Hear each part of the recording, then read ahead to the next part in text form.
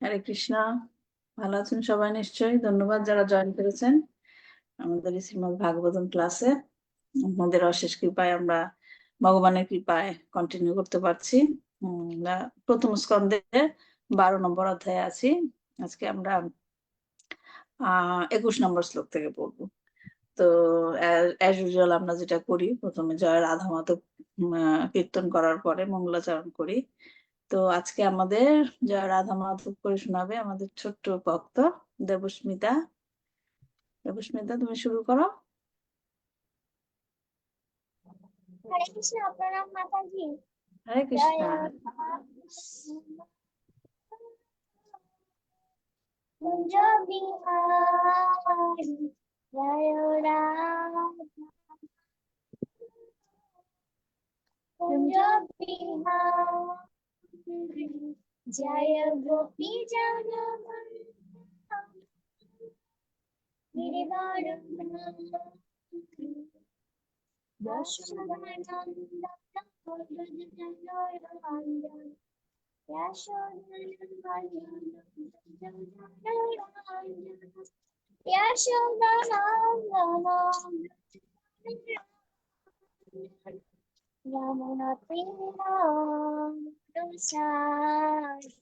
জয় রাধা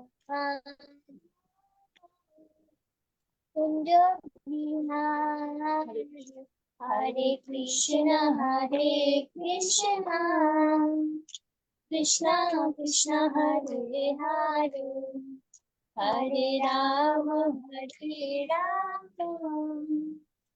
রাম রাম হরে হরে জয় রাধা মাধব জয় রাধা মাধব রাধা মাধব জয় রাধা মাধব জয় কুঞ্জ বিহারি জয় কুঞ্জ বিহারি কুঞ্জ বিহারি জয় কুঞ্জ বিহারি জয় প্রভুপাদ জয় প্রভুপাদ প্রভুপাদ জয় প্রভুপাদ জয় গুরুদেব জয় গুরুদেব গুরুদেব জয় গুরুদেব নিতাই গৌর হরি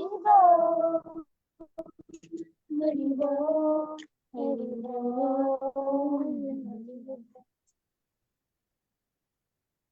হরে কৃষ্ণ। ओम अज्ञानतिमिरान्धस्य ज्ञानाञ्जनशलाकया चक्षुरुन्मीलितं येन तस्मै श्रीगुरवे नमः। श्रीचैतन्यमनोभीष्टं स्थापितं येन भूतले स्वयं रूप कदा मह्यं ददाति सपदान्तिकं। वन्देऽहं श्रीगुरुश्रीयुतपदकमलं श्रीगुरुन् वैष्णवांश्च श्रीरूपं साग्रजातं सहगण रघुनाथान्वितं तं सजीवं साद्वैतं सवधूतं हरिजनसहितं कृष्णचैतन्यदेवं श्री राधा कृष्ण पादं सहगण ललिता श्री विशाखान्वितंश्च। नमो ओं विष्णुपादाय कृष्ण पृष्ठाय भूतले श्रीमते भक्तिवेदान्त स्वामिनीति नमिने। नमस्ते सरस्वती देवे गौरवाणी प्रचारिणे निर्विशेष शून्यवादी पश्चात् देशतारिणे। हे कृष्ण करुणा सिन्धु दीनबन्धु जगत्पते गोपेश गोपिकान्त राधाकान्त नमस्तुते। तप्त कंचन गौरांगी राधे वृन्दावनेश्वरी वृषभानुसुते देवी प्रणमामि हरिप्रिये। वंशाकल्पतरुभ्यश्च कृपा सिन्धुभ्येव च पतितानां पावनेभ्यो वैष्णवेभ्यो नमो नमः। जय श्री कृष्ण चैतन्य प्रभु नित्यानंद श्री अद्वैत गदाधर श्रीवासदि गौरभक्तवृंद। हरे कृष्ण कृष्ण कृष्ण हरे हरे हरे राम राम राम हरे हरे। नारायणं नमस्कृतं नरं चैव नरोत्तमं देवीं सरस्वतीं व्यासं ततो जयमुदीरयेत्। श्रीनन्तं शकतः कृष्ण पुण्यश्रवण कीर्तन हृदि अन्तस्तरीय अभद्राणि विधनोति सुहृत्सतं नष्टप्रायेषु भद्रेषु नित्यं भगवत सेवया भगवती उत्तम श्लोके भक्तिर्भवति नष्टुति। ओम नमो भगवते वासुदेवाय ओम नमो भगवते वासुदेवाय ओम नमो भगवते वासुदेवाय। श्रीमद् भगवतम की जय। जगद्गुरु श्रील प्रभुपाद की जय। गुरु महाराज की जय। निताय गौर हरि। हरे कृष्ण। হরে কৃষ্ণ। খুব সুন্দর হয়েছে দেবস্মিতা। আসলে এটা হচ্ছে এক্সাম্পল, মা বাবারা ছেলে মেয়েদের ছোট থেকে এরকম শিক্ষা দেওয়া উচিত। তাই না? যে ভগবানের ভগবানের কাজে ব্যস্ত রাখা তাদেরকে, এটা হচ্ছে উদাহরণ। আমরা শ্রীমদ্ ভগবত গীতা থেকে জানতে পারি, ভগবান নিজে বলেছেন যে যারা নাকি ভক্ত থাকে, কোনো কারণে যদি তারা বিচ্যুত হয়ে যায় ভক্তিপথ থেকে, তাদের কি উপায় হয়। হ্যাঁ, অর্জুন যখন ভগবত শ্রীকৃষ্ণকে জিজ্ঞেস করলো, তখন শ্রীকৃষ্ণ বলেছিল পরবর্তী জন্মে তারা হয় ধনীর ঘরে জন্ম হয়, হয় ব্রাহ্মণের ঘরে জন্ম হয়, হ্যাঁ, অথবা ভক্তের ঘরে জন্ম হয়। হ্যাঁ, তো এই যে ছোট ছোট শিশুরা বা ছেলে মেয়েরা, তারা যে ছোট থেকে ভগবানের নাম করছে, এটা কিন্তু কোনো ইনসিডেন্ট না যে হঠাৎ করে হয়ে গেছে। না, তারা তাদের এই জিনিসটা পূর্বজন্মে তাদের পূর্বকৃত কর্ম ফল, যে তাদের ভক্তের ঘরে জন্ম হবে এবং ছোট থেকেই ভগবানের নাম শুনে শুনে বড় হবে। হ্যাঁ, এ কারণে তারা তো ওইভাবে জন্ম নিয়েছে, এর সাথে সাথে প্রত্যেকটা মা বাবারও দায়িত্ব যে তারা যেন ছোট থেকে ভগবানের নাম শুনে বড় হয়। হম, এবং আশা করা উচিত, প্রার্থনা করা উচিত তাদের এই মানব জন্মটাই যেন শেষ জন্ম হয়, তারা যেন গোলক বৃন্দাবনে থাকে ভগবানের কাছে। হ্যাঁ, জন্য ছোট থেকে মা বাবার, হ্যাঁ, ম্যাটেরিয়াল জগতে সবকিছু শিক্ষা তো দিতেই হবে, কিন্তু সাথে সাথে যে প্রধান শিক্ষাটা, মেইন শিক্ষা, তাদেরকে ছোট থেকেই দিতে হবে। নতুবা কি হবে, তারা যখন মা বাবার কাছ থেকে এগুলো শিখতে পারবে না, তখন কি হবে, বাইরের জগতের প্রতি আকৃষ্ট হবে। রাইট, যখন ঘরে তারা এরকম আহ আদরটা পাবে না, অ্যাটেনশনটা পাবে না, তখন তারা অ্যাটেনশন খোঁজার জন্য কোথায় যাবে? বাইরে যাবে, ঘরের বাইরে কাউকে বন্ধু খুঁজবে, ওরা আমাকে বুঝতে পারে, মা বুঝতে পারে না, তাই না? তো সেই কারণে তখন কি হবে, বাইরের লোকের দ্বারা তারা কি হবে, মানে মোটিভেটেড হবে, তাদের মতো করে বড় হবে, তাই না? এই কারণে বলে না, ছোট থেকেই শিখতে হয়। আগের সপ্তাহে সুভদ্রা করেছিল জয় রাধা মাধব, আজকে দেবস্মিতা করলাম আমাদের সাথে। দেবস্মিতা, তোমার বয়স কত?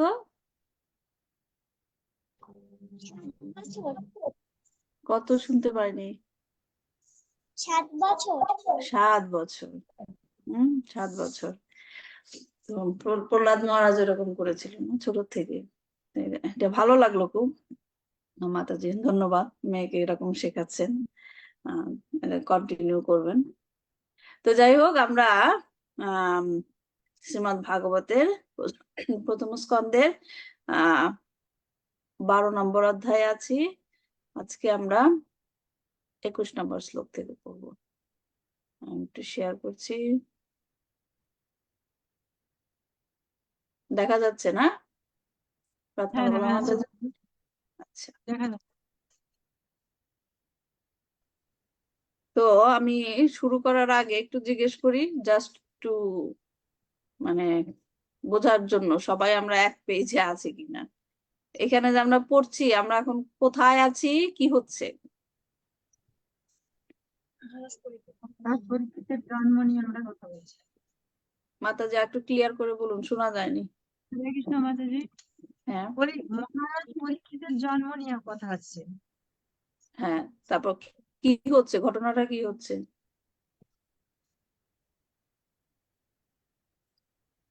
ঘটনাটা কি হচ্ছে?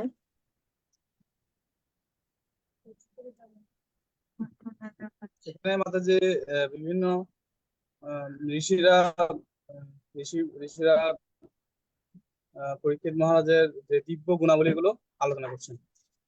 মানে ইভেন্টটা হচ্ছে হলো পরীক্ষিত মহারাজের জাত কর্ম অনুষ্ঠান হচ্ছে, জন্মের পর যেটা হয়।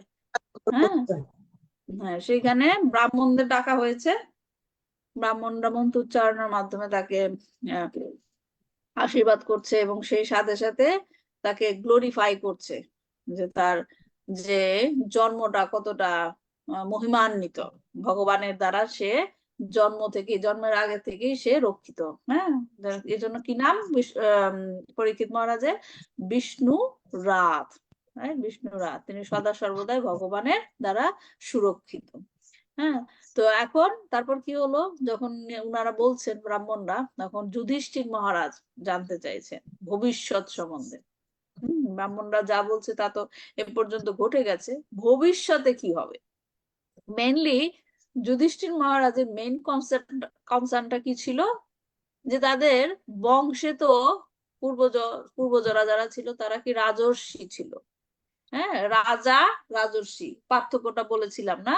রাজর্ষি মানে কি? হ্যাঁ, অর্চনা মাতাজি বলেন, রাজর্ষি মানে কি?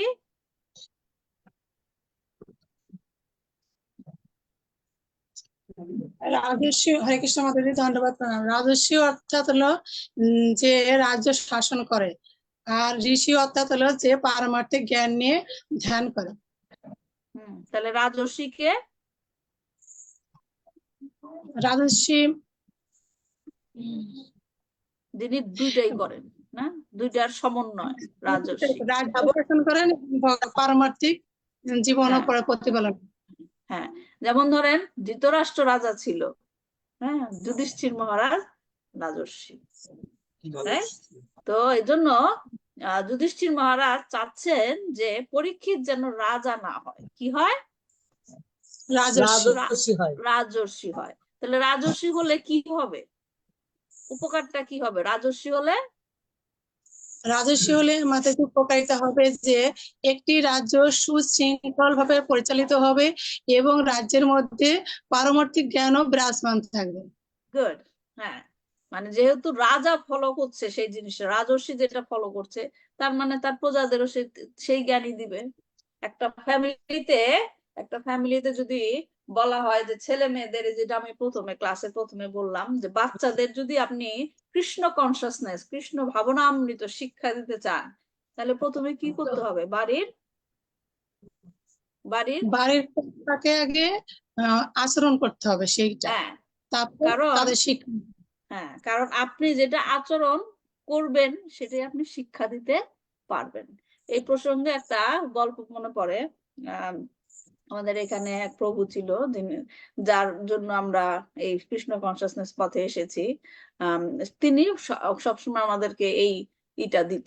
ধরেন যে অনেকেই তো প্রিচিং করে, রাইট? অনেকেই প্রিচিং করে, কারো কারো প্রিচিং কাজে লাগে, মানে কারো ভক্তদের কাজে লেগে যায়, কারোটা হয় না, তাই না? কোনো কিছু প্রিচিং করতে গেলে সেই জিনিসটাকে নিজে ফলো করতে হবে, তাই তো। একটা গল্প, আমি মনে নাই ঠিক এক্স্যাক্টলি, একটা বাচ্চাকে নিয়ে গিয়েছিল, যে না, বাচ্চাকে না, একজন ভক্তকে নিয়ে গিয়েছিল সাধুর কাছে, যে এর মিষ্টি খাওয়া বন্ধ করতে হবে, মিষ্টি খাওয়াটা বন্ধ করতে হবে। তো এখন ওই ঋষি প্রথম দিন নিয়ে যাওয়ার পরে সে অন্য কিছু বললো, কিন্তু তাকে একবারও বলে নাই যে মিষ্টি খাওয়াটা বন্ধ করে। তো যে যে ব্যক্তি নিয়ে গেল সে অবাক হয়ে গেল, আমি এই কারণেই তার কাছে নিয়ে গেলাম, কিন্তু সে কোনো মিষ্টি খাওয়া বন্ধ করার কথা বললো না। দ্বিতীয় দিনে আবারও সে গেল, সে আবারও অন্য অন্য কিছু বললো, কিন্তু সে তখনও মিষ্টি খাওয়া বন্ধ করার কথা বললো না। থার্ড দিনে যখন গেল তখন সে মিষ্টি খাওয়া বন্ধ করার কথা বললো। হ্যাঁ, তখন যে লোক নিয়ে গিয়েছিল সে জিজ্ঞেস করলো, আমি তো আপনাকে প্রথম দিন থেকেই বলছিলাম যে আপনার কাছে নিয়ে আসলাম আপনার কথা যেন উনি শুনে, কিন্তু আপনি তো মিষ্টি খাওয়া বন্ধ করার কথা বললেন না, আপনার কাছে আমার আসার জন্য 3 দিন লাগলো। তখন সেই ঋষি বলল যে আমি প্রথম দিন ওকে বলতে পারি নাই, কারণ আমি নিজেই তো মিষ্টি খাই, আমি নিজেই তো মিষ্টি খাই, যেটা আমি নিজে ফলো করতে পারি না সেটা আমি আরেকজনকে বলবো কি করে। সেকেন্ড দিন আমি বলতে পারি নাই, কারণ আমি তখন প্র্যাকটিসের মধ্যে ছিলাম, পুরোপুরি ছাড়তে পারিনি। এখন আমি বলছি কারণ আমি নিজেই ছেড়েছি, তাই ওকেও আমি বলতে পারছি যে তুমি ছেড়ে দাও। ঠিক সেই রকম, যে যখন নাকি বাড়ির মধ্যে কৃষ্ণ কনসাসনেস প্র্যাকটিস করার কথা বলা হয়, মা বাবাদের সেটা করতে হয়। মা বাবারা করলে তখন কি সন্তানরাও সেটা শিখে এবং সেটা আপনি জ্ঞান দিতে পারবেন। এখন এই সংসার, ছোট সংসারকে যদি আমরা বৃহত্তর ভাবে চিন্তা করি, রাজ্য, সেখানে রাজা হচ্ছে সেখানকার সেই রাজ্যের বাবা, তাই। এখন তিনি যা ফলো করবেন তিনি তাই তার প্রজাদের শিখাবেন। এই কারণে রাজর্ষি হবেন কিনা যুধিষ্ঠির মহারাজ সেইটা জিজ্ঞাসা করছেন। সে একজন নামি দামি রাজা হবেন কিনা সেটা কিন্তু সে জিজ্ঞেস করেনি, সে জিজ্ঞেস করেছে রাজর্ষি হবেন কিনা। এবং আর একটা জিনিস আমরা কি দেখেছিলাম, উনি বলেন নাই যে পরীক্ষিত আমার মতো রাজর্ষি হবে কিনা। পরীক্ষিত মহারাজ যুধিষ্ঠির মহারাজকে এটা জিজ্ঞেস করেছিল? যুধিষ্ঠির না। মহারাজ কি না। জিজ্ঞেস, হ্যাঁ যুধিষ্ঠির মহারাজ কি জিজ্ঞেস করেছিল? যে আমাদের বংশের পূর্বজরা যারা ছিল তাদের মতো রাজর্ষি হবেন কিনা। এটা হচ্ছে ভক্তের ভাব, ভক্তের ভাব, নিজেকে কখনো জাহির করে না, তাই না? নিজেকে কখনো জাহির করে না আমি কি করলাম না করলাম। অন্যদের যাদেরকে সে ফলো করছে তাদেরকে ফলো করার কথা বলে। হ্যাঁ, তো যাই হোক, সেটাই বলা হচ্ছে এখন। যুধিষ্ঠির মহারাজ যখন জিজ্ঞাসা করলো যে পরবর্তী ভবিষ্যতে সে কি হবে পরীক্ষিত মহারাজ, তখন ব্রাহ্মণরা একে একে সমস্ত গুণাবলীর কথা বললো যেটা পরীক্ষিত মহারাজের মধ্যে প্রকাশিত হবে। হ্যাঁ, তো 21 নম্বর শ্লোকে কি বলছে দেখি। ধন্যী নাম গ্রহীরেশ তুলশ্চার্জুনয়োদয় হুতাশ ইব দুর্ধর্ষ সমুদ্র ইব দুস্তরম। ধন্যী নাম গ্রহীরেশ তুলশ্চার্জুনয়োদয় হুতাশ ইব দুর্ধর্ষ সমুদ্র ইব দুস্তরম। প্রভুজি করুন।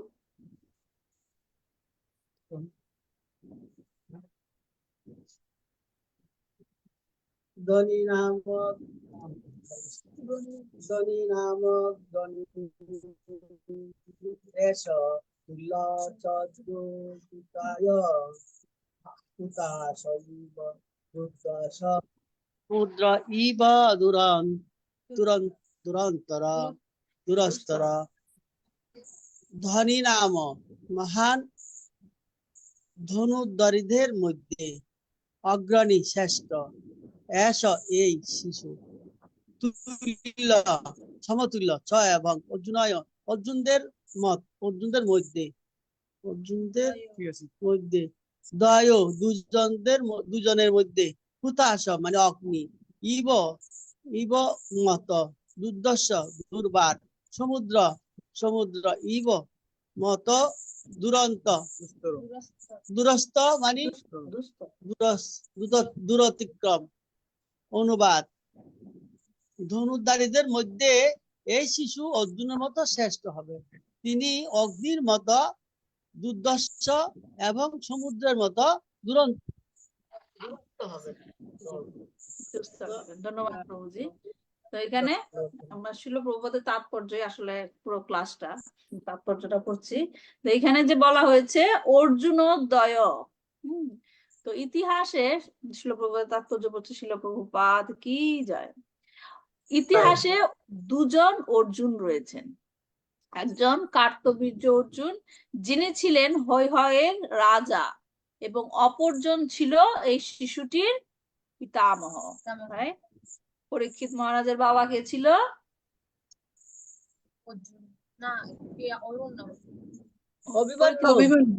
অভিমন্যু। অভিমন্যুর বাবা কে ছিল? অর্জুন। অর্জুন। অভিমন্যুর মা কে ছিল? উত্তরা। অভিমন্যুর মা অভিমন্যুর মা সুভদ্রা। আর পরীক্ষিত মহারাজের মা উত্তরা। উত্তরা। হ্যাঁ, যাই হোক, তো অপরজন এই শিশুটির পিতামহ। উভয় অর্জুনই ধনুর্বিদ্যায় তাদের পারদর্শিতার জন্য প্রসিদ্ধ ছিলেন, এবং শিশু পরীক্ষিতের সম্বন্ধে ভবিষ্যৎবাণী করা হয়েছিল যে তিনি তাদের দুজনেরই সমকক্ষ হবেন, বিশেষ করে যুদ্ধবিদ্যায়। পাণ্ডব অর্জুনের সংক্ষিপ্ত বিবরণ নিম্নে দেয়া হলো। পাণ্ডব অর্জুন সম্বন্ধে বলা হচ্ছে যে তিনি হচ্ছেন শ্রীমদ ভগবদ গীতার মহান নায়ক। তিনি মহারাজ পাণ্ডুর ক্ষত্রিয় পুত্র।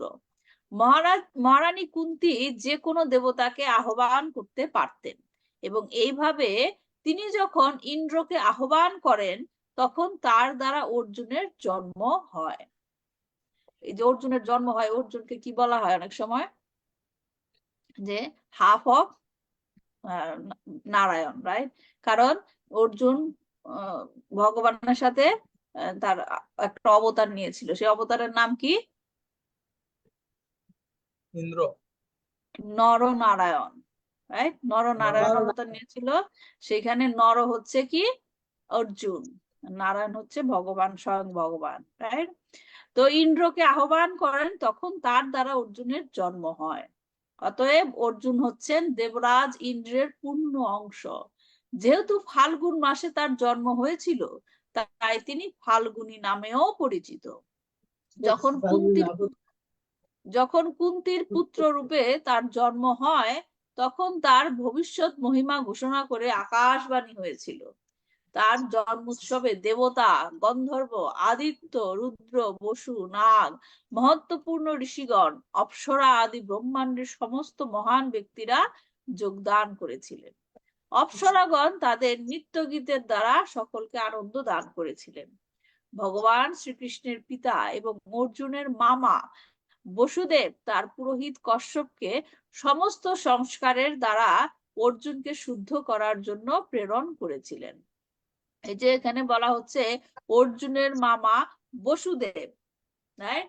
কুন্তী মহারানীর মানে স্টোরিটা তো জানেন না? কুন্তী মহারানী, মাতাজি জানেন? ডেইজি মাতাজি মাথা নাড়াচ্ছে। উনি হচ্ছে বসুদেবের পত্নী, মানে বোন ছিলেন। হ্যাঁ, বসুদেবের পত্নী বোন ছিলেন, মানে কুন্তী দেবী হচ্ছে বসুদেবের বোন ছিলেন। হ্যাঁ, কিন্তু কুন্তী দেবী কোথায় বড় হয়েছে? কুন্তী বড় দেবী, হয়েছিল যে উনি কুন্তী বছরে বড় হয়েছিলেন। কুন্তী বোঝ কে? কুন্তী বছ হচ্ছে যে ওনার নাম পিতা, ওনার পালিত পিতা আর কি, মানে ওর নামটা পালিত পিতা। পালিত পিতা। হ্যাঁ, কিন্তু কেন ওখানে তাকে পালন করতে দেওয়া হলো কেন? যিনি বসুদেবের বোন, কিন্তু তাকে ওখানে দেওয়া হলো কেন?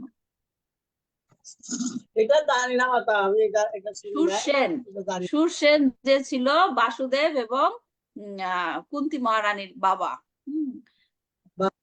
যখন নাকি যার জন্ম হলো কুন্তী দেবীর, তখন তার নাম ছিল কি? পৃথা। হ্যাঁ, কিন্তু সুরসেনের বন্ধু ছিল কে? কুন্তিভোজ। কুন্তিভোজের রাজ্য চালানোর মতো তার কোনো সন্তান ছিল না। তার কোনো সন্তান ছিল না, মানে তার কোনো সন্তানই ছিল না আর কি, রাজ্য চালানোর কথা বলছি। হ্যাঁ, তখন তাকে সুরসেন তার কন্যাকে কুন্তিভোজকে মানে দেয় তার পালক পিতা হিসেবে তাকে বড় করার জন্য। যখন পৃথা কুন্তিভোজের কাছে চলে গেল, তখন সেই রাজ্যের নামানুসারে তার নাম হলো কুন্তি। এই কারণে অর্জুনকে দুইটা নামেই ডাকা হয়, পার্থ মানে পৃথার পুত্র, কুন্তি পুত্র কৌন্তেয়। হ্যাঁ, যাই হোক, তো এই কারণে এখানে বলা হচ্ছে অর্জুনের মামা বসুদেব তার পুরোহিত কশ্যপকে সমস্ত সংস্কারের দ্বারা অর্জুনকে শুদ্ধ করার জন্য প্রেরণ করেছিলেন। তার নামকরণ সংস্কার শতশৃঙ্গ পর্বত নিবাসী ঋষিদের উপস্থিতিতে সম্পন্ন হয়েছিল। তিনি 4 জন পত্নীকে বিবাহ করেছিলেন। তারা হচ্ছেন দ্রৌপদী, সুভদ্রা, চিত্রাঙ্গদা এবং উলুপী। তাদের মাধ্যমে তার যথাক্রমে শ্রুতকীর্তি, অভিমন্যু, বব্রুবাহন এবং ইরাবান নামক 4টি পুত্র হয়েছিল। বিদ্যার্থী জীবনে তাকে অন্যান্য পাণ্ডব এবং কৌরবদের সঙ্গে মহান আচার্য দ্রোণাচার্যের তত্ত্বাবধানে অধ্যয়নের জন্য রাখা হয়েছিল। অধ্যয়নের বিষয়ে তার একাগ্রতার বলে তিনি সকলকে অতিক্রম করেছিলেন এবং দ্রোণাচার্য শিষ্য স্নেহে তার প্রতি বিশেষভাবে আকৃষ্ট ছিলেন। দ্রোণাচার্য তাকে প্রথম শ্রেণীর শিষ্য রূপে গ্রহণ করেছিলেন এবং আন্তরিক স্নেহবশত তাকে সামরিক বিজ্ঞানের সমস্ত শিক্ষা বরস্বরূপ দান করেছিলেন। তিনি এতই নিষ্ঠাপরায়ণ শিক্ষার্থী ছিলেন যে তিনি রাত্রেও ধনুর্বিদ্যা অনুশীলন করতেন এবং এই সমস্ত কারণে দ্রোণাচার্য তাকে পৃথিবীর সর্বশ্রেষ্ঠ ধনুর্ধর করে গড়ে তুলতে কৃত সংকল্প হয়েছিলেন। তিনি লক্ষ্য ভেদ করে সমস্ত পরীক্ষায় অত্যন্ত সাফল্যের সঙ্গে উত্তীর্ণ হয়েছিলেন এবং তার ফলে দ্রোণাচার্য তার প্রতি অত্যন্ত প্রসন্ন হয়েছিলেন। মণিপুর এবং ত্রিপুরার রাজবংশ অর্জুনের পুত্র বব্রুবাহনের বংশধর। অর্জুন দ্রোণাচার্যকে একটি কুমিরের আক্রমণ থেকে রক্ষা করেন এবং তার প্রতি প্রসন্ন হয়ে দ্রোণাচার্য তাকে ব্রহ্মশির নামক অস্ত্র উপহার দেন। মহারাজ ধ্রুপদ দ্রোণাচার্যের প্রতি বৈরীভাবাপন্ন ছিলেন এবং তার ফলে তিনি যখন আচার্যকে আক্রমণ করেন তখন অর্জুন তাকে বন্দি করে দ্রোণাচার্যের কাছে নিয়ে আসেন। এই যে দ্রোণাচার্যের প্রতি দ্রুপদের বৈরীভাবাপন্ন সম্পর্ক ছিল, এই ঘটনাটা তো জানেন না? কেন বৈরীভাবাপন্ন সম্পর্ক ছিল দ্রোণাচার্যের সঙ্গে মহারাজ দ্রুপদের? ওরা যখন ওই গুরু গৃহে গেছিল লেখাপড়া শেখার জন্য, তখন ওই ওই দ্রোণাচার্যের সাথে আর ইয়ের সাথে দ্রুপদের সাথে একটা কন্ট্রাক্ট করেছিল, আমি যদি রাজা হই তোমাকে অর্ধেক রাজ্য দান করবো। এটা বলছে ওখানে শিক্ষা লেখাপড়া করার সময়, তখন ওনারা দ্রুপদের ভিতরে আসি গেছে। এখন দ্রোণাচার্য তো আসে গেছে, উনি তো রাজা হয়ে গেছে, তো আসে এখন উনি খুব দুঃখের মধ্যে কষ্টের মধ্যে পড়ে গেছে। ছেলে দুধ খাইতে চাইছে, ছেলে তো ছেলের নাম জানি কি অশ্বত্থমা, দুধ খাইতে চাইছে, সবসময় মাকে যাচ্ছে। মা আটা গুলাইয়া চাল পিষে আটা গুলাইয়া ওই সাদা সাদা পানি বানাইয়া দুধ দিত। এগুলা করছে চাউলের গুঁড়া দিয়ে দুধ বানাইয়া দিচ্ছে ছেলেকে। তুমি একটা গাভীর ব্যবস্থা, তোমার বন্ধু তো তোমাকে বলছিল যে অর্ধেক রাজ্য দান করো, তার কাছে একটা গাভী চাই আনো কমপক্ষে। তো দ্রোণাচার্য তখন খুবই গরিব ইয়া ছিল, ওই দ্রুপদের রাজ্যে গেছে, যাওয়ার পরে ওই গেটে ঢুকতে দিচ্ছে না। হ্যাঁ, দিচ্ছে না, যখন কি করবে, এখন অনেক কয়েকবার পরে বলো যে আমি ওর বন্ধু আসছি বলো, দ্রোণ আসছি বলো, এরকম বলছে। কাছে যাওয়ার পরে তো আমি তোমাকে চিনি না, মানে দরিদ্র, অনেক হিত দরিদ্র, ওর রাজসভার ভিতরে যাওয়ার উপযুক্ত না, এরকম হয়েছে।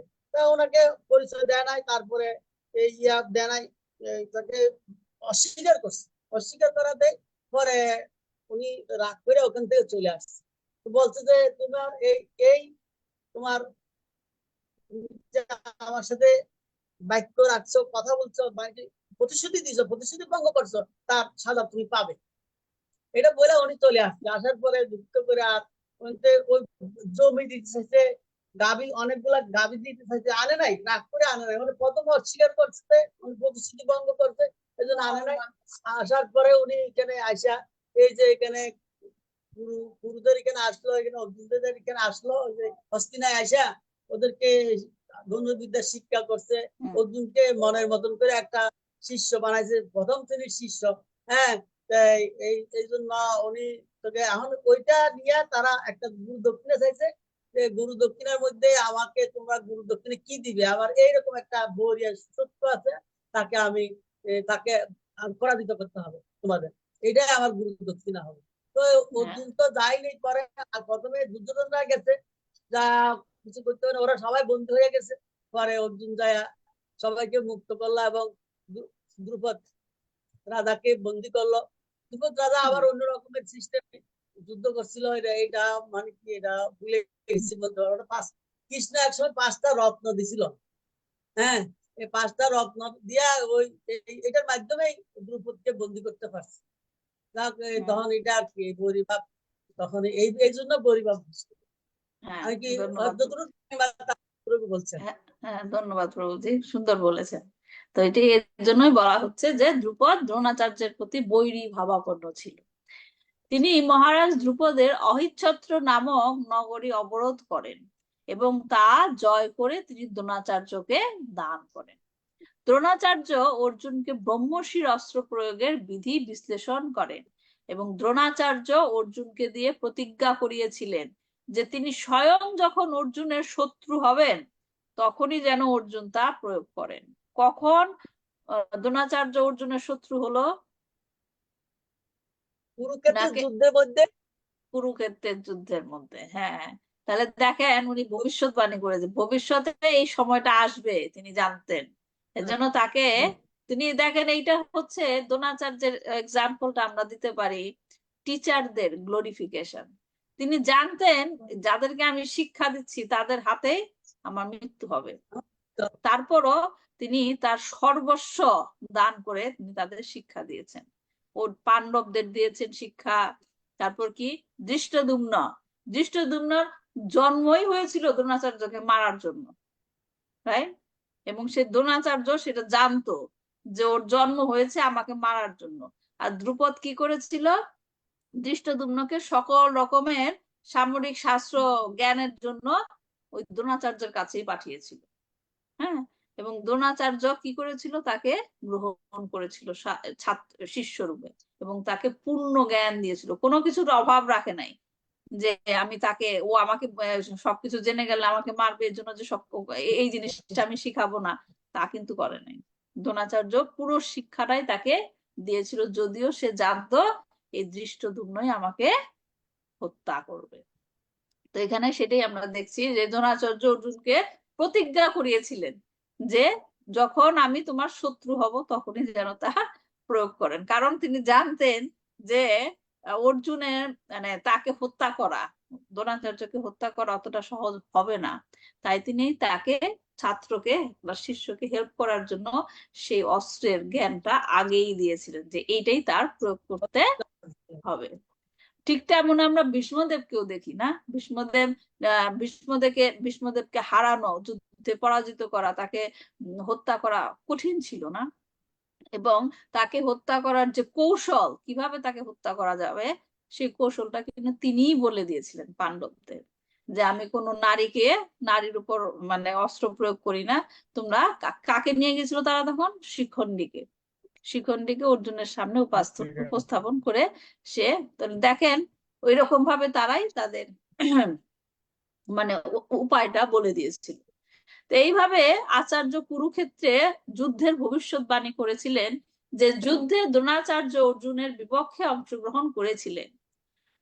তার গুরু দ্রোণাচার্যের পক্ষ অবলম্বন করে অর্জুন যদিও মহারাজ দ্রুপদকে পরাজিত করেছিলেন, তথাপি দ্রুপদ তার কন্যা দ্রৌপদীকে সেই নবীন যোদ্ধার হস্তে অর্পণ করতে মনস্থ করেছিলেন। হ্যাঁ, যদিও অর্জুন দ্রুপদকে যুদ্ধে হারিয়েছিল, কিন্তু তারপরও দ্রুপদ কি চাইলো, যে আমার কন্যাকে আমি এর হাতেই সমর্পণ করব। কিন্তু দুর্যোধনের চক্রান্তে যতুগৃহে দাহ হয়ে অর্জুনের মৃত্যুর ভ্রান্ত সংবাদ পেয়ে তিনি অত্যন্ত মর্মাহত হন। হ্যাঁ, যে বার্নাবতে যে ঘটনা ঘটেছিল, তিনি তাই দ্রৌপদীর স্বয়ংবর সভার আয়োজন করেন এবং ঘোষণা করেন যে যিনি ছাদ থেকে ঝোলানো একটি মাছের চক্ষু বিদ্ধ করতে সক্ষম হবেন তিনি দ্রৌপদীর পানি গ্রহণ করবেন। তিনি কৌশল করে এটা বলেছিলেন। এই কৌশলটি বিশেষভাবে অবলম্বন করা হয়েছিল কেননা অর্জুনই কেবল সেই লক্ষ্য ভেদ করতে সক্ষম ছিলেন, এবং তার বাসনা অনুসারে তার সুযোগ্য কন্যাকে অর্জুনের হস্তে সমর্পণ করতে তিনি সফল হয়েছিলেন। দুর্যোধনের চক্রান্ত ব্যর্থ করে অর্জুন এবং অন্যান্য ভাইয়েরা ব্রাহ্মণের ছদ্মবেশে দ্রৌপদীর সেই স্বয়ংবর সভায় যোগদান করেন।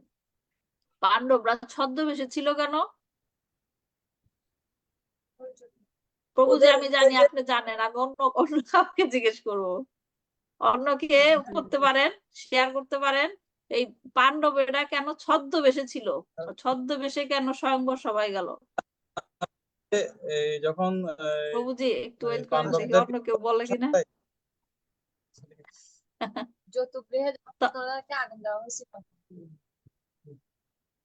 তপতি মাতাজি শেয়ার করতে চান কেন পাণ্ডবেরা ছদ্মবেশে দ্রৌপদী স্বয়ংবর সবাই গেল? হরে কৃষ্ণ মাতাজি। হরে কৃষ্ণ। যতুগৃহে ওই যে দুর্যোধন যে আগুনে পুড়িয়ে ওদেরকে মারতে চেয়েছিল, সেটা ওরা তো জানে যে হচ্ছে মারা গেছে, তো এরা হচ্ছে ছদ্মবেশে এই জন্য ছিল যে যাতে ওদেরকে চিনে না ফেলে, চিনে ফেললে আবার ওদের জীবন সংশয় ছিল, এই জন্য। এবং সেই গৃহ থেকে বাঁচানোর জন্য বিদুর হেল্প করেছিল, রাইট? বিদুর তাদের হেল্প করেছিল যে তোমরা বের হয়ে যাও, স্কেপ করো। তো এই কারণে তারা ছদ্মবেশে ছিল। হ্যাঁ, এবং ছদ্মবেশে দ্রৌপদীর সেই স্বয়ংবর সভায় যোগদান করেছিলেন। এখন প্রশ্ন আসতে পারে মনে, যে তারা যখন ছদ্মবেশেই ছিল কেন আবার স্বয়ংবর সভায় তাদের যেতে হলো? তাদের কেন স্বয়ংবর সবাই যেতে হলো? যাওয়ার দরকার কি ছিল? তারা তো ছদ্মবেশে ছিল, রাইট? তারা গিয়েছে কারণ তারা হচ্ছে, তাদের ধর্মটা কি? ক্ষত্রিয়, ক্ষত্রিয় ধর্ম। এবং যেহেতু এটা এক প্রকারের, হিন্দিতে বলে কি, চুনতি, রাইট? যে এইরকম কেউ কি আছে যে এইরকম ভাবে ছাদে ঝোলানো মাছের চক্ষু বিদ্ধ করতে পারবে? এটা এক রকমের একটা চ্যালেঞ্জ, যেটা দ্রুপদ মহারাজ দিয়েছিল। তিনি কৌশল করেই দিয়েছিল, যখন নাকি ক্ষত্রিয়রা এরকম চ্যালেঞ্জ শুনতে পায়, তারা সে চ্যালেঞ্জ গ্রহণ না করে পারে না, তাই না? এই কারণে তারা ছদ্মবেশ থাকা সত্ত্বেও, অর্জুন বিশেষ করে সেখানে না যেয়ে পারে নাই। এবং সেটা দ্রুপদ মহারাজ জানতো যে অর্জুন যেখানেই থাকুক, যেই ছদ্মবেশেই থাকুক, এই চ্যালেঞ্জ যখন সে শুনতে পাবে, সে অবশ্যই এখানে আসবে। এবং সেটাই হয়েছিল। সবাই তারপরে উপস্থিত। হ্যাঁ, হ্যাঁ, বলেন ভগবানের প্রভু। ইচ্ছা, হ্যাঁ, এটা সবকিছু, ভগবানের সবকিছু, মাধবের ইচ্ছা। হ্যাঁ, সবকিছু তো ভগবানের ইচ্ছা না? তাহলে দেখেন, যখন নাকি এই যে এই ঘটনার পরে যখন এই মাছের চোখ বিদ্ধ করে ফেললো, তখন এই খবর সারা সব সব জায়গায় ছড়িয়ে গেল না? এবং সবাই জানতো এই কাজ অর্জুন ছাড়া কেউ করতে পারে না। তখন এটা ওপেন হয়ে গেল যে পান্ডবরা এখনো বেঁচে আছে, রাইট? তখন দুর্যোধন, কুটিল বুদ্ধির দুর্যোধন কি করলো? তাদেরকে অ্যাটাক করলো, পান্ডবদের মেরে ফেলবে। এবং পান্ডবরা 5 ভাই মিলে তাদেরকে সেই যুদ্ধে পরাজিত করেছিল, তাই না? তো তারপর তো দেখেন, এই এই ঘটনাটা ঘটছে যে পান্ডবদের হাতে তাদের পরাজয় হয়েছিল। তারপরও দুর্যোধন কুরুক্ষেত্র যুদ্ধ করার জন্য অস্থির হয়ে গিয়েছিল রাজ্যের জন্য। সে জানতোই যে এদের এদের কাছে আবার পরাজিত হব। তো এগুলো সবকিছু হয়েছে ভগবানের প্ল্যান অনুসারেই, হয় না? সভায় উপস্থিত সমস্ত ক্ষত্রিয় রাজারা যখন দেখলো যে দ্রৌপদী একজন দরিদ্র ব্রাহ্মণের গলায় বড় মাল্য দান করছেন, তখন তারা ঈর্ষাপরায়ণ হয়ে সমবেত ভাবে অর্জুনকে আক্রমণ করে। শ্রীকৃষ্ণ তখন বলরামের কাছে অর্জুনের পরিচয় প্রকাশ করেন। এই হচ্ছে ফার্স্ট অর্জুন, মানে পাণ্ডবদের সাথে কৃষ্ণের প্রথম দেখা, প্রথম সাক্ষাৎ এইখানে। তার সঙ্গে উলুপির সাক্ষাৎ হয় হরিদ্বারে, এবং নাগলোকের সেই কন্যার প্রতি তিনি আকৃষ্ট হন। তার ফলে ইরাবানের জন্ম হয়। ঠিক তেমনি মণিপুরের রাজার কন্যা চিত্রাঙ্গদার সঙ্গে তার সাক্ষাৎ হয়, এবং তার ফলে বব্রুবাহনের জন্ম হয়। তার ভগিনী সুভদ্রাকে হরণ করার ব্যাপারে অর্জুনকে সাহায্য করার জন্য ভগবান শ্রীকৃষ্ণ এক পরিকল্পনা করেন। কেননা বলদেব চেয়েছিলেন যে তাকে, সুভদ্রাকে দুর্যোধনের দুর্যোধনের হস্তে সমর্পণ করতে। যুধিষ্ঠিরও শ্রীকৃষ্ণের সঙ্গে একমত ছিলেন, এবং এইভাবে অর্জুন বলপূর্বক সুভদ্রাকে অপহরণ করে তাকে বিবাহ করেন। সুভদ্রার পুত্র ছিলেন, এখানে যে বলপূর্বক বলা হচ্ছে, সুভদ্রাকে কিন্তু বলপূর্বক করা হয় নাই। বলপূর্বক মানে হচ্ছে কি, যে বলরামের ইচ্ছার বিরুদ্ধে যাওয়ার। হ্যাঁ, এটা অনেকে এটাকে মিস ইন্টারপ্রেট করতে পারে যে সুভদ্রার ইচ্ছা ছিল না, তাই বলপূর্বক অর্জুন তাকে বিয়ে করেছে। তা কিন্তু নয়, সুভদ্রার নিজেরও ইচ্ছা ছিল। সুভদ্রার পুত্র ছিলেন অভিমন্যু, যার মৃত্যুর পর তার পুত্ররূপে পরীক্ষিত মহারাজের জন্ম হয়। খান্ডব বন দহনে অগ্নিদেবকে সাহায্য করে অর্জুন তাকে প্রসন্ন করেছিলেন, এবং তার ফলে অগ্নিদেব তাকে একটি অস্ত্র দান করেছিলেন। এই খান্ডব বন কেন অর্জুন ওখানে গিয়েছিল? খান্ডব বনে, খান্ডব বনে অগ্নিদেবকে সাহায্য করে অর্জুন তাকে প্রসন্ন করেছিলেন। খান্ডব বনে কেন গিয়েছিল অর্জুন?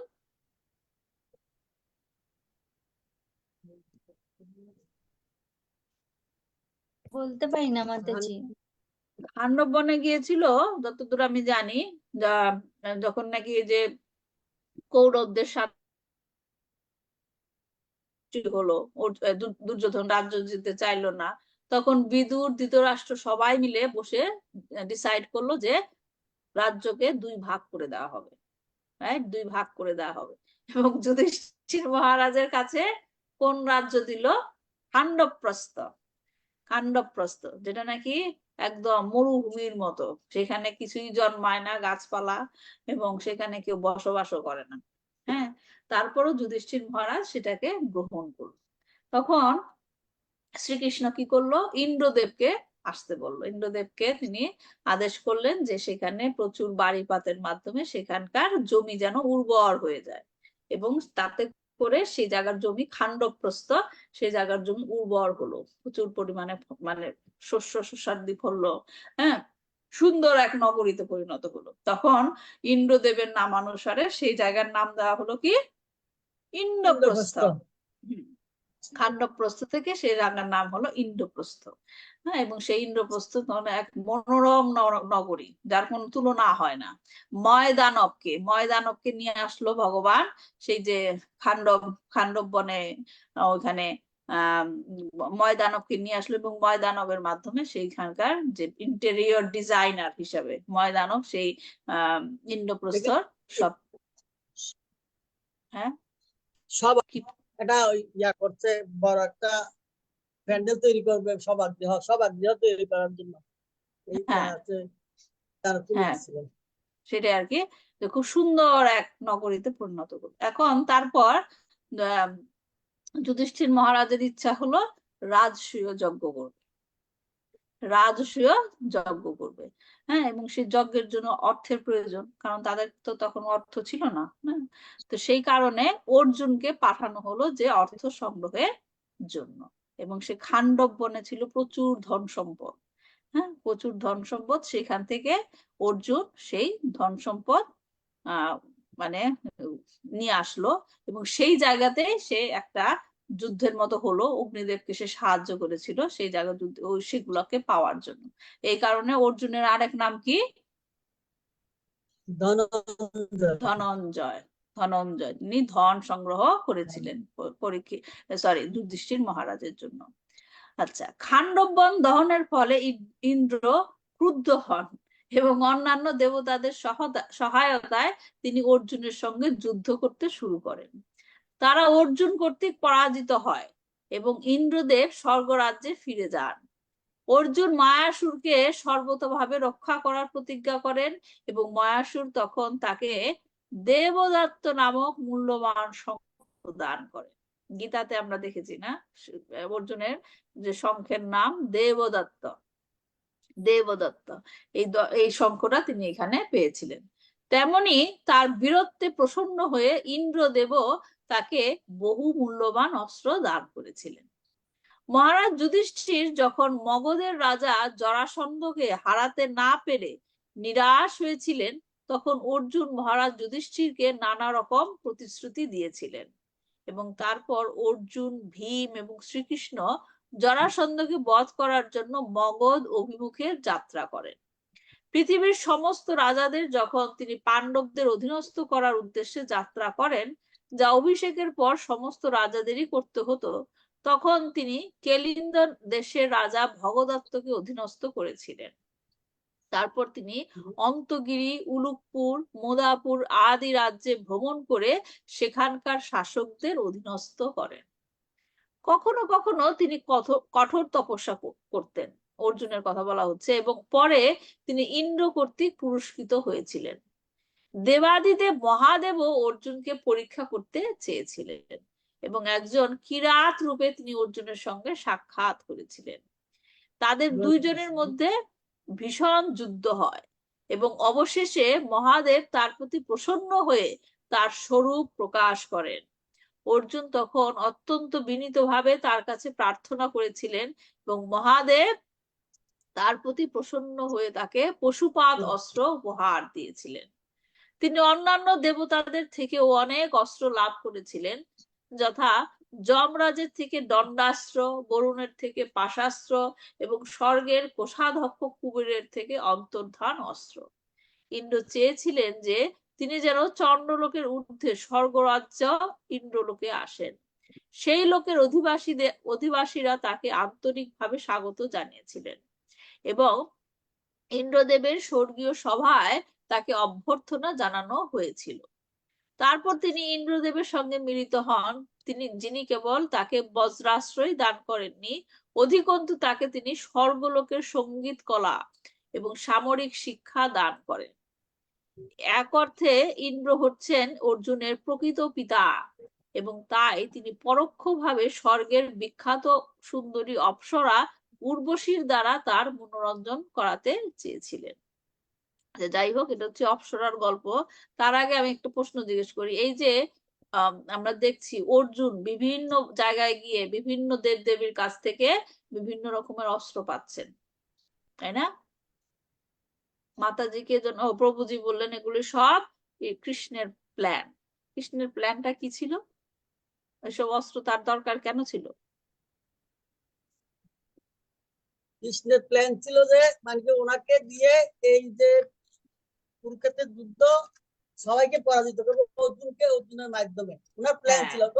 এরকম উপযুক্ত করার জন্য এই উনি লীলাগুলো করেছিলেন। হ্যাঁ, ওনাকে এইভাবে উপযুক্ত করে তুলছে। গান্ডীব দিছিল কে? গান্ডীব অর্জুনকে গান্ডীবকে দান করছিল। হ্যাঁ, তার মানে কি এখান থেকে আমাদের কি শিক্ষা হলো? যে এই যে তাদের পাশা খেলা, এগুলা মানুষ প্রশ্ন করে যে কৃষ্ণ পাণ্ডবদের কাছে ছিল, তারপরও তাদেরকে এরকম চিট করা হলো কেন, তাদের প্রতি এরকম অবিচার হলো কেন? হ্যাঁ, এগুলো যদি আমরা ডিটেলসে চিন্তা করি, পাশা খেলা হওয়াতেই তাদের কি হলো? বনবাস হলো, রাইট? বনবাসে যাওয়ার উদ্দেশ্যটা কি ছিল? কৃষ্ণের কি প্ল্যান ছিল? যে বনবাসে গিয়ে অর্জুন নিজেকে কোয়ালিফাইড করবে, কেউ যেন বলতে না পারে যে কুরুক্ষেত্রের যুদ্ধে অর্জুন জয়ী হয়েছিল কারণ কৃষ্ণ হেল্প করেছে, কৃষ্ণ ছিল তাই অর্জুন এমনি জিতে গেছে। এই কথাটা যেন কেউ পরবর্তী এই কথাটা যেন কেউ বলতে না পারে, এর জন্য তিনি অর্জুনকে কি করেছিলেন? সর্ব অস্ত্রে বিশারদ কোয়ালিফাইড করেছিলেন, যে এই কারণে সে যুদ্ধে জিতেছেন। হ্যাঁ, ওই বনবাসে যখন ছিল তখন অর্জুন তাদেরকে গিয়ে এইটাই বলেছিল যে নিজেকে তৈরি করো, যুদ্ধে জয়ী হবার জন্য নিজেকে তৈরি করো, এবং সেই কারণে অর্জুনকে দিয়ে তিনি এগুলো করিয়েছিলেন। আচ্ছা, যাই হোক, তারপর অপ্সরার কথা বলা হচ্ছে। স্বর্গের অপ্সরারা অত্যন্ত কামুক এবং উর্বশী মানুষদের মধ্যে সবচাইতে বলবান অর্জুনের সঙ্গ লাভের জন্য অত্যন্ত ব্যগ্র ছিলেন। তিনি অর্জুনের কক্ষে তার সঙ্গে মিলিত হয়ে তার কাছে নিজের মনোবাসনা ব্যক্ত করেন। কিন্তু অর্জুন তার চক্ষু মুদ্রিত করে তার নিষ্কলুষ চরিত্রের পরিচয় প্রদান করেন। তিনি উর্বশীকে কুরুবংশের মাতা বলে সম্বোধন করে তাকে তার মাতা কুন্তী, মাদ্রী এবং ইন্দ্রপত্নী সতীদেবীর স্তরে স্থাপন করেন। বিফল মনোরথ হয়ে উর্বশী অর্জুনকে অভিশাপ দিয়ে সেই স্থান ত্যাগ করলেন। এইখানেও দেখেন কৃষ্ণের আরেকটা প্ল্যান। হ্যাঁ, স্বর্গে বিখ্যাত তপস্বী লোমশ মুনির সঙ্গেও অর্জুনের সাক্ষাৎ হয় এবং তিনি মুনির কাছে মহারাজ যুধিষ্ঠিরের রক্ষার জন্য প্রার্থনা করেন। এই যে এখানে বললাম উর্বশী অর্জুনকে অভিশাপ দিয়ে স্থান ত্যাগ করেন, এখানেও কৃষ্ণের প্ল্যান। কি অভিশাপ দিয়েছিল অর্চনা মাতাজি? উর্বশী অর্জুনকে কি অভিশাপ দিয়েছিল? কৃষ্ণ মাতাজি, এটা তো আমি জানি না। আচ্ছা, রত্নগর্ভা মাতাজি, উর্বশী অর্জুনকে কি অভিশাপ দিয়েছিল?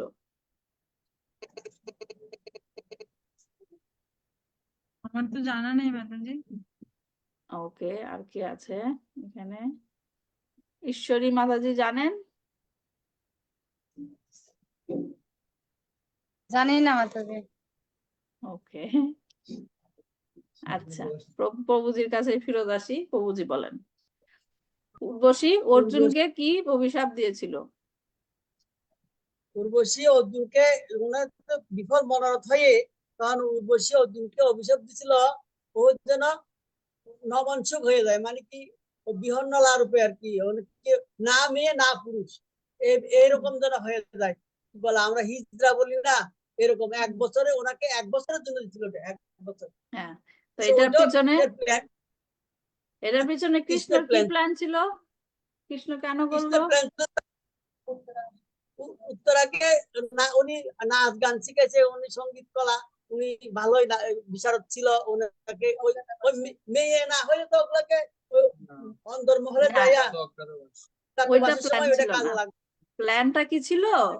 কারণ পরবর্তীতে কি হবে, তাদের 12 বছর বনবাস হবে এবং 1 বছর কি বলে ইংরেজিতে বলে ইনকগনিটো। হ্যাঁ, যে তাদের পরিচয় কেউ জানবে না, এমন ভাবে তাদেরকে না। 1 বছর থাকতে হবে। অজ্ঞাতবাস মাতা, সরি, অজ্ঞাতবাস। অজ্ঞাতবাস। অজ্ঞাতবাস, হ্যাঁ বাংলায় বলে অজ্ঞাতবাস। তো সেই রকম ভাবে তাদের থাকতে হবে। সেই জিনিসটা সহজ করার জন্য তিনি অর্জুনকে ওই 1 বছর, দেখেন অভিশাপও উর্বশী দিয়েছে 1 বছরের জন্যই, যে তুমি 1 বছর ওই রকম থাকবা। তো এগুলো হচ্ছে কৃষ্ণের প্ল্যান, যে 1 বছর অর্জুনকে অজ্ঞাতবাসে থাকতে হবে এবং সে এই পরিচয়ে থাকবে বৃহন্নলা, যেন তাকে কেউ চিনতে না পারে। হ্যাঁ, তো এটার রেফারেন্স ভগবান ভগবত গীতাতে কৃষ্ণ অর্জুনকে বলেছিল যে সেই সময় তুমি তোমার সেন্সকে তোমার কন্ট্রোল করতে পারলা। সেন্সের বাংলাটা কি হবে? ইন্দ্রিয়। ইন্দ্রিয়। হ্যাঁ, ইন্দ্রিয়কে তুমি সংযত করতে পেরেছিলে উর্বশীর সামনে, আর এখন তুমি তোমার ইন্দ্রিয় সংবরণ করতে পারছো না, যে তুমি কি পরিবার পরিজনদের দেখে তুমি আবেগে আপ্লুত হয়ে গেছো। কি করবা, তুমি তোমার ধর্মই বুঝতে পারছো না। তো এই পয়েন্টটা ভগবান বলেছিল গীতাতে তাকে উদাহরণ বোঝানোর জন্য, যে তখন তুমি পারলে এখন পারছো না।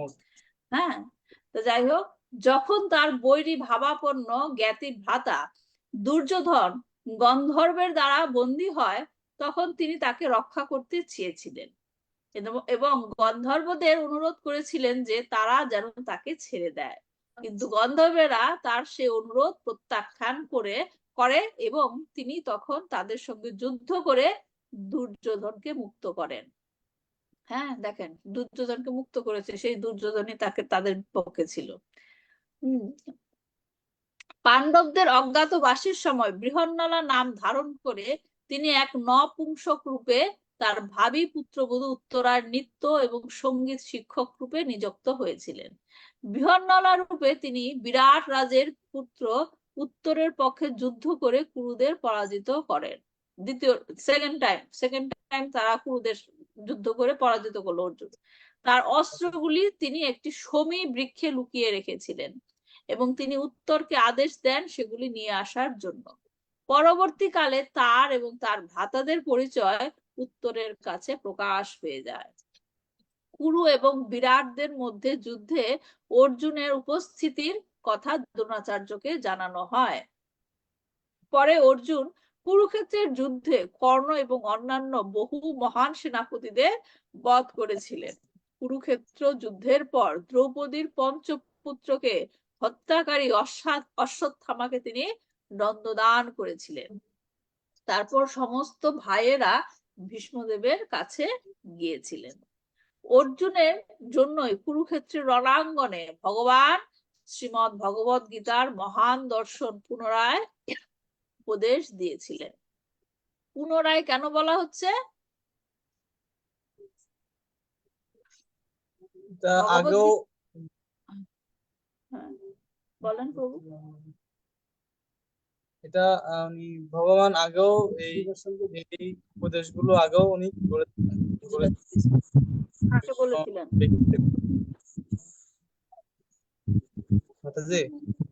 হ্যাঁ, কাকে বলেছিলেন? বিবর্ষণকে, সূর্যদেব। হ্যাঁ, প্রকৃতপক্ষে বৈদিক জ্ঞান সর্বপ্রথম কাকে দিয়েছিলেন কৃষ্ণ? হ্যাঁ, ব্রহ্মাকে। ব্রহ্মাকে। ব্রহ্ম সংহিতা লেখা আছে ব্রহ্মাকে, সৃষ্টির আদি জীব, প্রথম সৃষ্ট জীব, তাকে দিয়েছিলেন। তো যাই হোক, ভগবত গীতা নতুন কিছু নয়, ভগবত গীতা সৃষ্টির প্রথম থেকেই। অনেকে বলেন যে 5000 বছরে ভগবত গীতা বলা হয়েছিল, তার আগে তাহলে কি ছিল? হ্যাঁ, আসলে সেটা আগে থেকেই ছিল, কিন্তু সেটা বংশ পরম্পরা ক্রমে সেটা নষ্ট হয়ে গিয়েছিল। সেটাকে পুনরুদ্ধারের জন্য ভগবান আবার ভগবত গীতা বললেন এবং বলার জন্য কাকে চুজ করলেন? অর্জুনকে। কেন অর্জুনকে চুজ করেছিলেন? কারণ তিনি ছিলেন ভক্ত এবং আরেকটা জিনিস কি, সকা। সখা। হ্যাঁ, অন্য পাণ্ডবরাও তো ভক্ত ছিল, ভীষ্মদেব ভক্ত ছিল, তাই দ্রোণাচার্য ভক্ত ছিল, কাউকে চুজ করেনি। কাকে চুজ করেছে? অর্জুনকে, সখা। আচ্ছা, কুরুক্ষেত্রের রণাঙ্গনে তার আশ্চর্যজনক কার্যকলাপ মহাভারতে বিশদভাবে বর্ণনা করা হয়েছে, কিন্তু মণিপুরে তার পুত্র বভ্রুবাহনের সঙ্গে যুদ্ধে তিনি আহত হয়ে অচেতন হয়ে পড়েন এবং উলুপি তাকে তখন রক্ষা করেন। ভগবান শ্রীকৃষ্ণের তিরোধানের সংবাদ অর্জুন মহারাজ যুধিষ্ঠিরকে দিয়েছিলেন। পুনরায় অর্জুন দ্বারকায় গিয়েছিলেন এবং শ্রীকৃষ্ণের বিধবা পত্নীরা তার সমক্ষে বিলাপ করেছিলেন। তিনি তাদের সকলকে বসুদেবের কাছে নিয়ে গিয়েছিলেন এবং সান্ত্বনা দিয়েছিলেন। পরে বসুদেব যখন পরলোক গমন করেন তখন শ্রীকৃষ্ণের অনুপস্থিতিতে তিনি তার অন্ত্যেষ্টি ক্রিয়া সম্পাদন করেছিলেন। অর্জুন যখন শ্রীকৃষ্ণের পত্নীদের ইন্দ্রপ্রস্থে নিয়ে যাচ্ছিলেন তখন তিনি আক্রান্ত হন এবং সেই রমণীদের রক্ষা করতে অক্ষম হন। অবশেষে ব্যাসদেবের উপদেশে তিনি তার ভাইদের সঙ্গে মহাপ্রস্থান করেন। পথে তার জ্যেষ্ঠ ভ্রাতার অনুরোধে তিনি তার সমস্ত গুরুত্বপূর্ণ অস্ত্রশস্ত্র তুচ্ছ বলে মনে করে জলে ফেলে দেয়। এই হলো অর্জুন সম্বন্ধে, অর্জুনের গ্লোরিফিকেশন। এবং পরীক্ষিত মহারাজের কথা বলা হচ্ছে যে তিনি অর্জুনের মতো কি হবে, যে ধনুর্বিদ্যায় ধনুর্ধারীদের মতো তার মতো অর্জুনের মতো হবে। এই যে জিনিসগুলো বলা হচ্ছে দেখেন, অনেক একটা আমরা সামঞ্জস্য খুঁজে পাই, মানে বিশেষ করে আমি পেয়েছি যখন পড়ছি, যে শ্রীমদ্ ভগবদ গীতায় যখন ভগবান কৃষ্ণের কথা বলা হচ্ছিল যে তিনি পাণ্ডবদের মধ্যে অর্জুন, না তারপর কি কি শব্দের মধ্যে ওম, হ্যাঁ, তাকে মানে শ্রীকৃষ্ণের কথা বলা হচ্ছে এইভাবে, কিন্তু এইখানে কি বলা হচ্ছে, পরীক্ষিত মহারাজ হবে কি তাদের মতো হবে, তাদের মতো হবে, এমন না যে সে অর্জুনই হয়ে যাবে। হ্যাঁ, পরবর্তীতে আমরা পরবর্তী শ্লোকে দেখবো যে ভগবান কৃষ্ণের মতো সেই রকম হবে, তার মানে এই না যে ভগবান কৃষ্ণের মতো সে ওই রকম কৃষ্ণই হয়ে যাবেন। হ্যাঁ, তো এই জিনিসগুলো একটু বোঝা দরকার, কারণ অনেক সময় মিসআন্ডারস্ট্যান্ড হয় যে সেই রকম অর্জুনের মতো শ্রেষ্ঠ হবেন মানে যে অর্জুন হয়ে যাবেন তা নয়, তাই না? অর্জুনের মতো তিনি শ্রেষ্ঠ হবেন। ঠিক আছে, আজকে এই পর্যন্তই থাক। নেক্সট শ্লোকটা শুরু করলে আমরা পার্পটা তাৎপর্যটা আমরা শেষ করতে পারি, অবশ্য অল্পই আছে তাৎপর্য। শ্লোক 22, মৃগেন্দ্রইব বিক্রান্ত নিঃস্বে বহিম বানিব তিতিক্ষুর্ব সুদেবাস সহিষ্ণু পিতরাবিব। রত্নগর্ভা মাতাজি পড়ুন, আছেন? জি, ধন্যবাদ। শ্লোক 22, মৃগেন্দ্র ইব বিক্রান্ত নিঃস্বে হিমবাণী সুধেবাসৌ সহিষ্ণু পিতরাপি।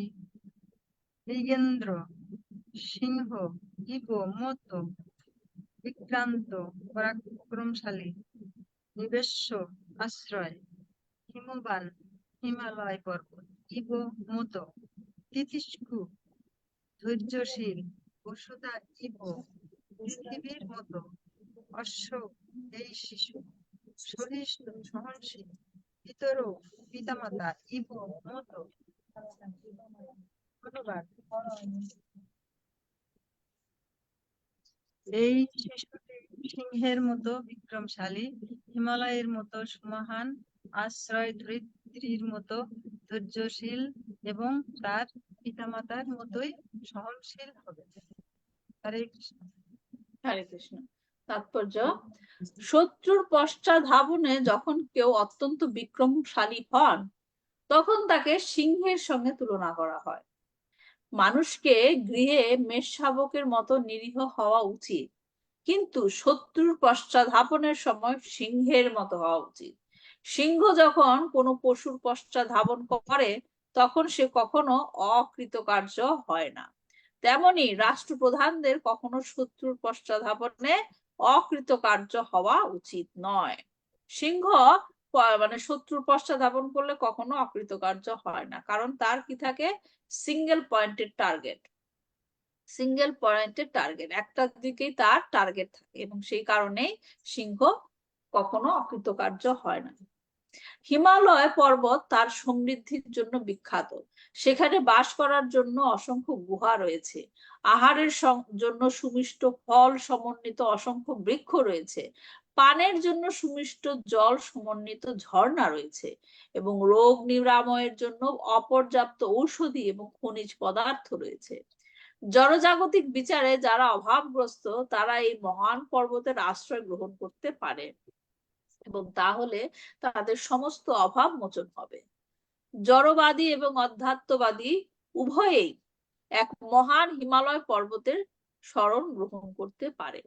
পৃথিবী পৃষ্ঠে পৃথিবীর অধিবাসীরা নানা রকম উৎপাত সৃষ্টি করে। আধুনিক যুগে মানুষ পৃথিবী পৃষ্ঠে আণবিক অস্ত্রের বিস্ফোরণ করতে শুরু করেছে, কিন্তু তা সত্ত্বেও পৃথিবী মানুষদের সমস্ত উৎপাত সহ্য করছেন, ঠিক যেমন জননী তার শিশু সন্তানদের সমস্ত উৎপাত সহ্য করছেন। পৃথিবী মার কথা বলা হচ্ছে, হ্যাঁ, তিনি সহনশীল, সবকিছু সহ্য করে নিচ্ছে। পিতা মাতা তাদের শিশু সন্তানদের দুষ্টুমি সর্বদা সহ্য করেন। আদর্শ রাজার মধ্যে এই সমস্ত সদ্গুণগুলি থাকা উচিত, এবং শিশু পরীক্ষিত সম্বন্ধে ভবিষ্যৎবাণী করতে গিয়ে বলা হয়েছিল যে এই সমস্ত সদ্গুণগুলি তার মধ্যে পূর্ণরূপে প্রকাশিত হবে। পিতা মাতার মতো সহনশীল হবে। ঠিক আছে, তাহলে আজকে এই পর্যন্তই থাক। টাইম শেষ হয়ে গেছে আমাদের, 9টা বেজে গেছে। ভালো থাকবেন সবাই। নেক্সট উইকে দেখা হবে 23 নম্বর শ্লোক থেকে। আমাদের এই 27 নম্বর শ্লোক পর্যন্ত শিল প্রভুপাদের তাৎপর্য গুলোই আমরা পড়বো। শিল প্রভুপাদ খুব সুন্দর করে ব্যাখ্যা করেছেন। ভালো থাকবেন সবাই। পাঞ্চকল্পতরুভ্যশ্চ কৃপা সিন্ধুভ্যেব চ পতিতানাং পাবনেভ্যো বৈষ্ণবেভ্যো নমো নমঃ। শ্রীমদ্ ভাগবতম কি জয়, শিল প্রভুপাদ কি জয়, নিতাই গৌর প্রেমানন্দে হরি হরি।